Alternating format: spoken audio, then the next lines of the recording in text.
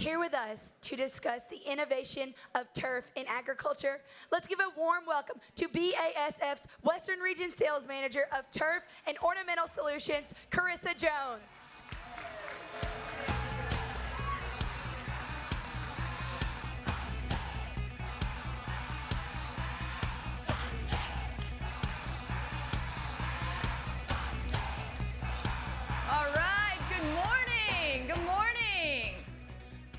Wow, I take a minute to pause and I look at this beautiful view that's up there.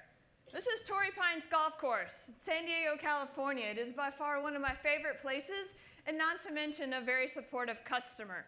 Good morning, how are we feeling today? Well, that sure doesn't sound like a Friday morning at the National FFA convention. Let's try that again. I said good morning. Woo! There we go. As Sailor said, my name is Karissa Jones. I am our Regional Sales Manager in our Turf and Ornamental Division for BASF. I've been with BASF for a little over 11 years. I'm originally born right down the road, 30 miles in Franklin, Indiana. Where are my Indiana folks? I saw y'all running around. Woo! I was also a proud FFA member of the Franklin FFA chapter. I am a graduated boiler in soil and crop science. Boiler up. There's a few of those out there. There we go. And I currently reside in Texas. I am a proud member. Woohoo! I was wondering if I had some Texas folks out there.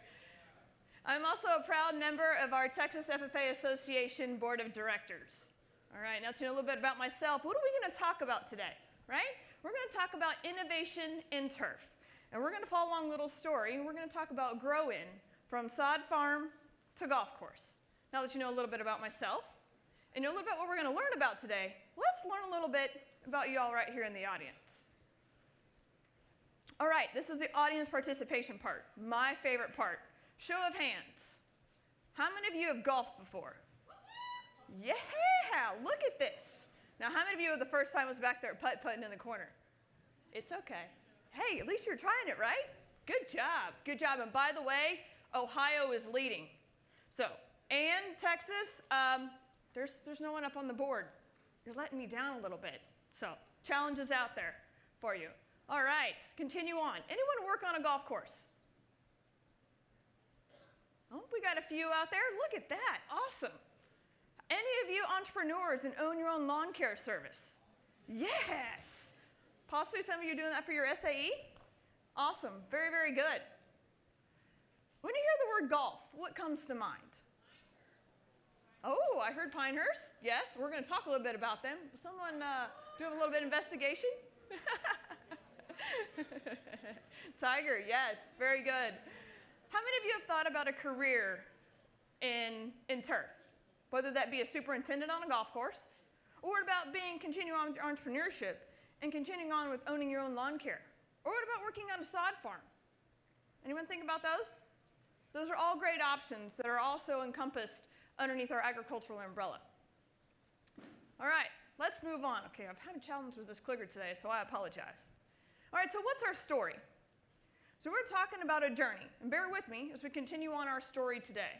We're talking about growing from sod farm to golf course. And the whole sodding process is very stressful, thinking about from the planning to the harvesting to the root development. So we set out and we put one of our innovations to test, Lexicon fungicide, which also exhibits not only fungal control, but also plant health benefits, such as stronger roots and the resilience to the severe weather impacts. Think about this week, right? We went from warm 50, 60 degrees in the sun to snow yesterday. How many of you saw snow for the first time? Oh yeah, that's not typical in Indiana though, but hey, we'll take it for the experience. And we had two collaborators.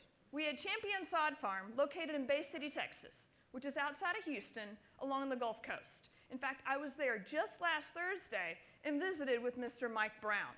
And then Pinehurst, I heard some woohoos from Pinehurst over there. Pinehurst was our other collaborator, and they were undergoing a renovation on one of their 9 golf courses. So let's walk through what we did in this particular experiment. We utilized Lexicon fungicide, and we applied this 28 days and 5 days before harvest.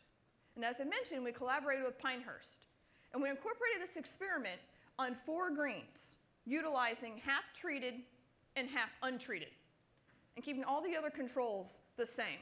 So let's get started on our story. But first, what is sprigging? And some of you may be looking around in the front row, those that are, not like church where y'all sit in the back. The ones up front will get to see the cool stuff. Is sprigging. So if you guys could just take one of these and pass it around to your fellow FFA members behind you, feel free to go ahead and take one of those. There you go. Don't be shy. Pass it around. Pass it around. It's all part of it. Audience participation part, remember? There you are. Good job. All right. So you're taking a little bit of a look at this sprig. Sprigging is actually the planting of sprigs, which are plant sections cut from rhizomes, or of stolons that include the crown and the roots. As you notice, there's no soil incorporated here, right? It's just the sprig itself. This is actually what we're planting.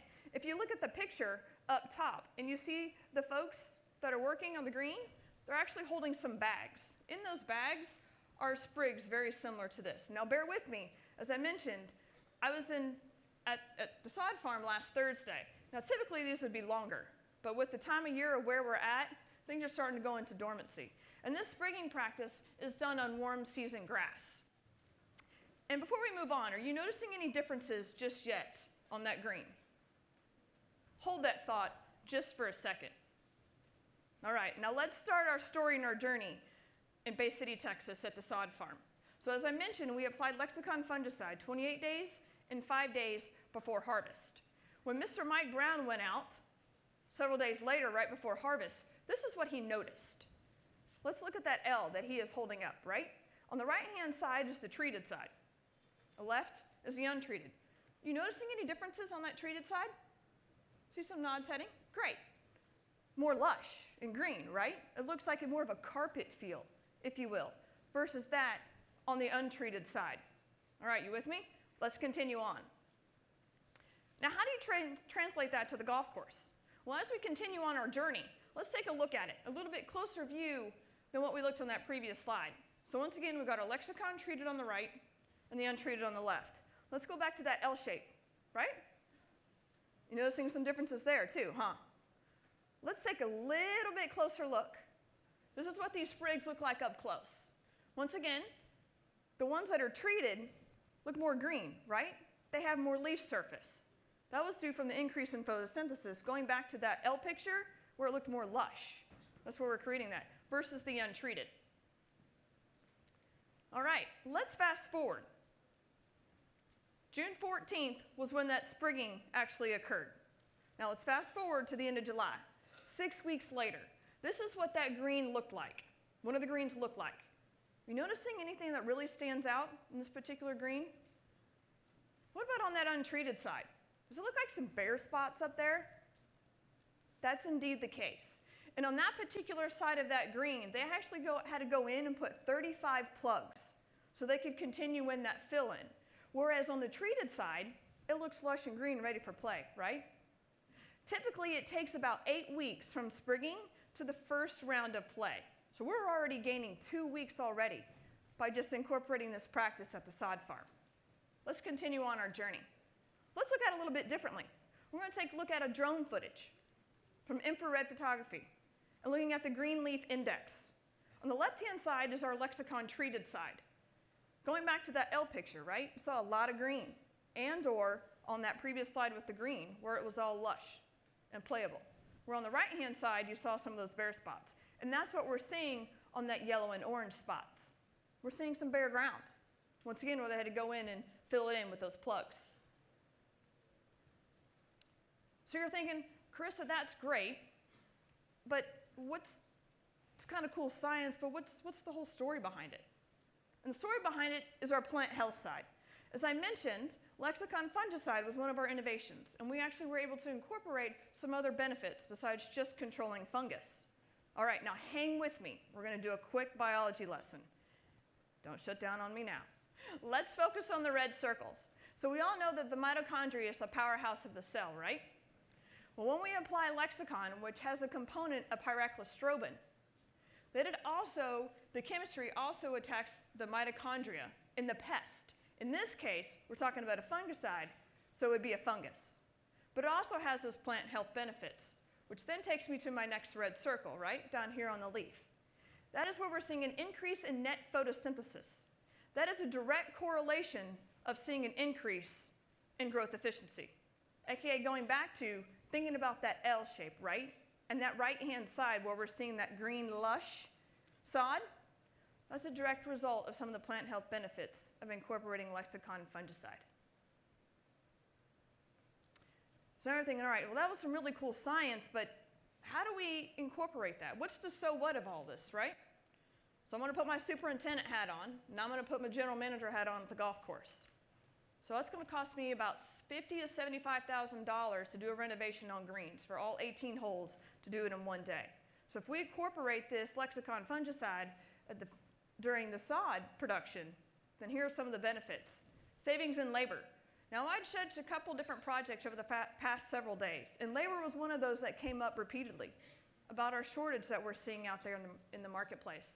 This is another area that we can actually help that. Not to mention the savings in money. As I mentioned, right, we can open a course in holes sometimes up to 2 weeks sooner. To me, I'm thinking cash registers ringing, right? I'm getting happy golfers, more rounds are able to be played, and we're able to open sooner. Not to mention that superintendent's going to be a lot happier. And thinking about the turfgrass vigor and the density, thinking about those pictures that we were looking at and that L shape, once again, seeing that lush carpet, and talking about those adverse weather conditions that we can see in a drop of a hat, that grass is able to withstand a little bit more and be more resilient at the end of the day. And an insurance policy. Turf grass on a golf course undergoes a lot of stress with a lot of maintenance, sometimes up to 2 mowings a day in tournament conditions. I hope you all have enjoyed following along with me in the journey and the story behind a sprig, going from growing from sod farm to golf course. Now, with that, does anyone have any questions? Trying to see if there's any questions out there. No? Oh, I see one question right over here. Alden Jerome from the Hutchinson FFA chapter in Alaska. My question is, have you noticed any adverse side effects of the fungicide so far, or any areas of concern with that? Great question. In Alaska, welcome to Indiana. No, we have not. We have not seen any adverse effects at all. We also have this incorporated on our crop side of the business too, and I've seen some similar results with corn and wheat, for example. Great question. Thank you. Any others? Put those hands up high. Don't be shy. All right, very good. Well, I want to say thank you again all for your attention and engagement, and I wish you nothing but the best in your careers and also enjoying Indiana and the rest of the National FFA Convention. Thank you all very much.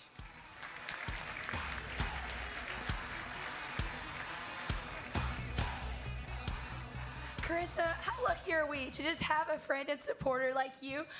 We would love to just give you a token of our appreciation to take home with you this nice cutting board. It was created actually by an FFA member, Coy Kroll, from the Mount Carmel FFA chapter as part of an FFA internship. Awesome. So thank you so much for sharing your expertise with us today. Taylor, thank you. Thank you all again.